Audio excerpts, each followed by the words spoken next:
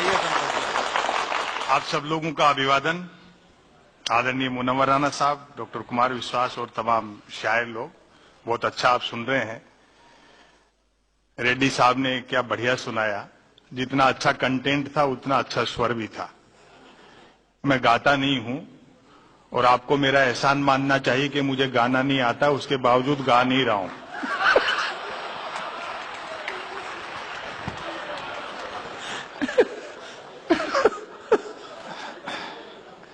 ऐसे दौर में जब कोई किसी की नहीं सुन रहा, आप हम लोगों की सुन रहे हैं। दिया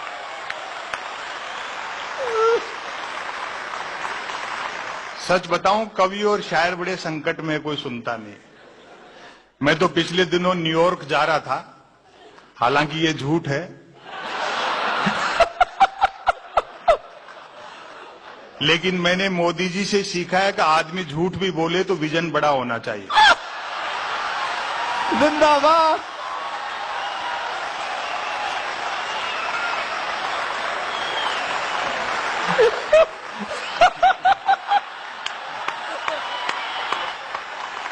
इन्होंने संपत भाई, इन्होंने भी मोदी जी से सीखा है कि माल किसी का भी हो, किसी को भी टिका देना चाहिए। फ्लाइट में बराबर वाली सीट पर एक सज्जन बैठे थे। उन्होंने टाइम पास के लिए पूछ लिया, जी क्या करते हो? मैंने कहा जी कवि हूं। और मैंने पलट के पूछा आप? बोले जी बहरा हूं मैं तो।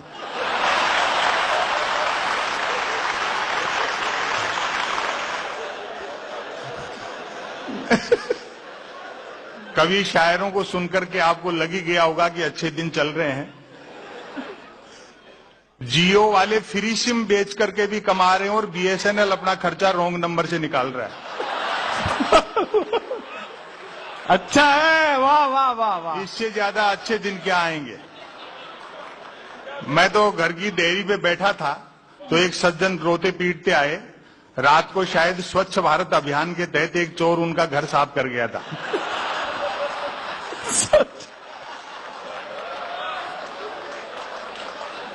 माथा पीटते झल्लाते हुए बोले संपत सरल जी क्या यही थे वो अच्छे दिन? मैंने कहा कहने वालों ने ये थोड़ी कही थी कि अच्छे दिन सिर्फ साहूकारों के आएंगे। सरकार का एक लक्ष्य सबका साथ सबका विकास भी तो है। हाँ, लेकिन हम भाग्यशाली हैं कि 68 साल में पहली बार हमें एक बहुराष्ट्रीय प्रधानमंत्री मिले।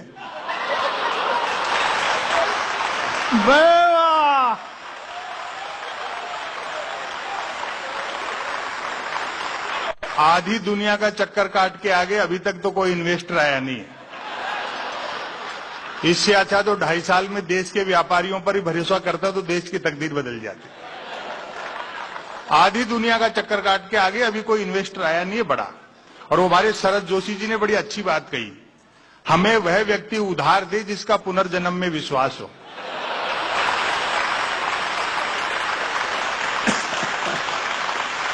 मैंने तो खुद एक मोबाइल फोन फाइनेंस करा रखा है ताकि फाइनेंस करने वाली कंपनियों के फोन आ सके।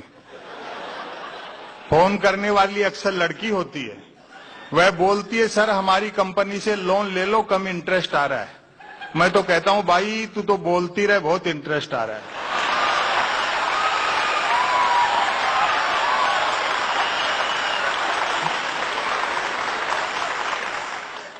जैसा होना चाहिए वैसा न होकर के जो नहीं होना चाहिए वह होता है तो व्यंग्य पैदा होता है। बहुत अच्छे। अभी बताया जैसे 1000 और 500 के नोट चलन से बाहर हुए, गैर कानूनी घोषित नहीं हुए हैं। ऐसे समझिए जैसे 2 बुजुर्ग नोटों को मार्गदर्शक मंडल में डाल दिया है।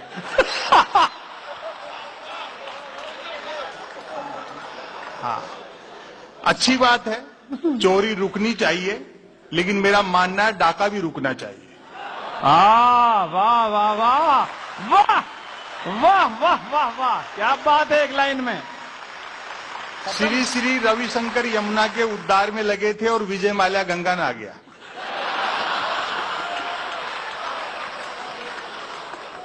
भाई ने 17 बैंकों की हालत उन नाती हुई गोपियों जैसी कर दी जिनके कपड़े उठा के कृष्ण जी पेड़ पे चढ़ गए थे।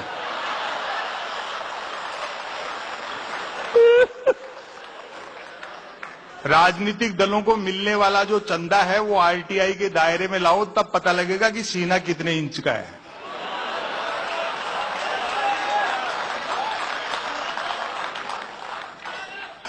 विसंगतियों से व्यंग निकलता है।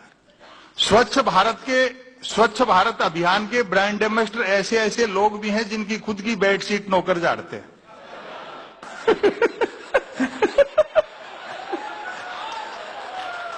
और वो लोगो देखा आपने स्वच्छ भारत अभियान का, गांधी जी का चश्मा, जिसके एक शीशे पर स्वच्छ लिखा है, दूसरे पर भारत, यानी जिधर स्वच्छ दिखता है उधर तो भारत नहीं है।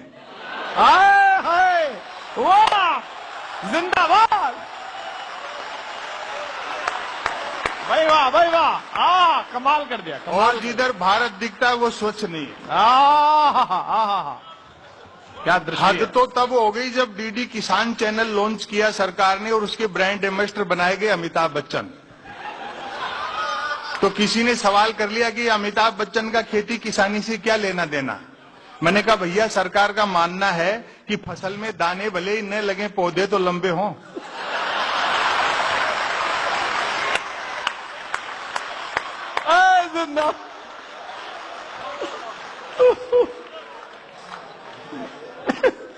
वो पिछले साल जापान के प्रधानमंत्री शिंजो आबे आए थे हिंदुस्तान। तो मोदी जी ने शिंजो आबे के साथ बुलेट ट्रेन पर समझौता किया और अगले दिन शिंजो आबे को बनारस ले जाकर के 3 घंटे तक गंगा आरती दिखाई। 3 घंटे तक गंगा आरती देखने के बाद शिंजो आबे ने कहा, मोदी जी, जब आप लोगों के पास इतनी फुर्सत है तो काहे को बुलेट ट्रेन चला रहे हैं?